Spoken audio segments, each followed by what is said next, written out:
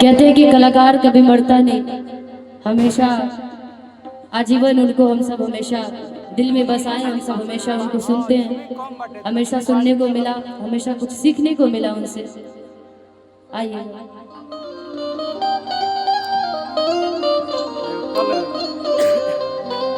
कि पियाऊ जात बड़ा पुलिस के बहालिए,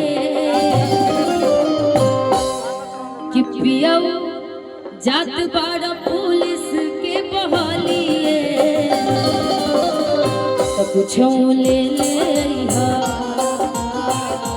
कुछो ले ले आइहा लड़की रुमालिए,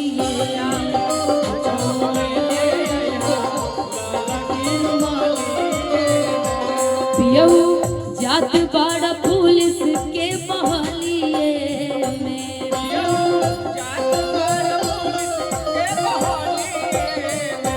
पियाऊ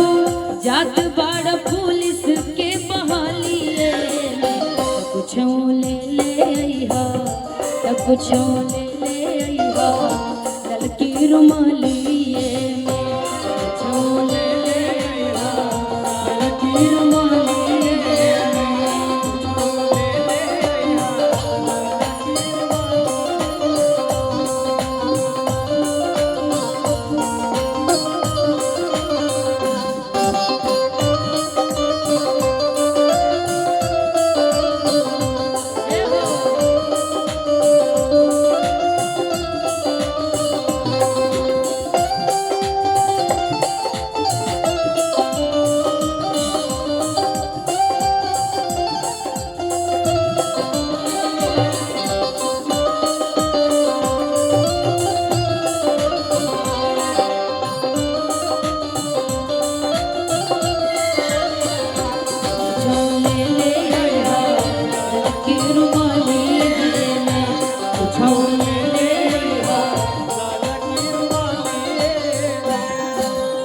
पत्नी कहतड़ी कि पियऊ जात बाड़ो पुलिस के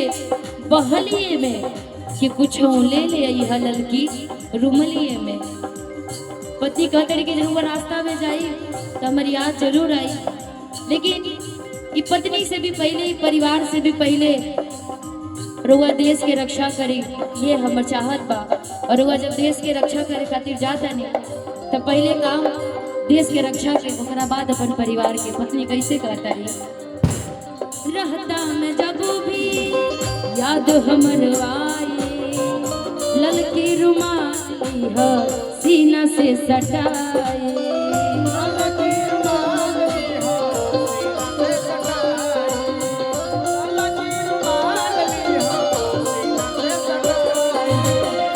अच्छा सीआरपीएफ के असिस्टेंट कमांडो, क्या बात है, दोनों आदमी सीपीए। तो मान ली कि राहुल पत्नी है, रउआ से कहता रही, रहता में जब भी याद हमर आई, ललकी रुमाल ली हो सीना से सटाई, ललकी रुमाल ली हो ललकी रुमाल ली हो, रहता में जब भी याद हमर आई, लड़की रुमाल ली हो सीना से सटाई, लड़की रुमाल ली हो सीना से सटाई, लड़की रुमाल कि सैया बहुत की न पाई ओही गलिए, सैया बहुत के न पाई ओही गलिए में, तो कुछो ले ले आइहा, तो कुछो ले ले आइहा ललकी रुमालिए में, कुछो ले ले आइहा ललकी रुमालिए में। जब से सिपाही से, जब से सिपाही से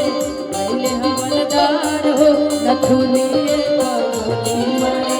सैया हमार हो नथुनी पगोली मारे, सैया हमार हो नथुनी पगोली मारे। जब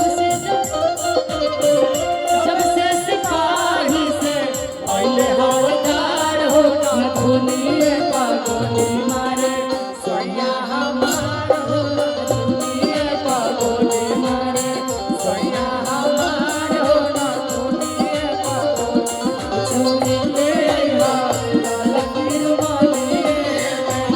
चोले ले हा लकीर वाली पियऊ जात बड़ा पुलिस के बहलिए में पियऊ जात बड़ा पुलिस के बहलिए में पियऊ जात बड़ा पुलिस के बहलिए तो कुछ ले ले हल ले हल ले हल ले हल ले कुछ ले ले हल की रुमालिए में कुछ ले ले हल की रुमालिए में कुछ ले ले हल की रुमालिए कुछ ले ले हल की रुमालिए कुछ ले ले हल की रुमालिए कुछ ले ले हल की रुमालिए कि पियऊ जात बाड़ा पुलिस के बहलिए तो कुछ ले ले कि ललकी रुमाली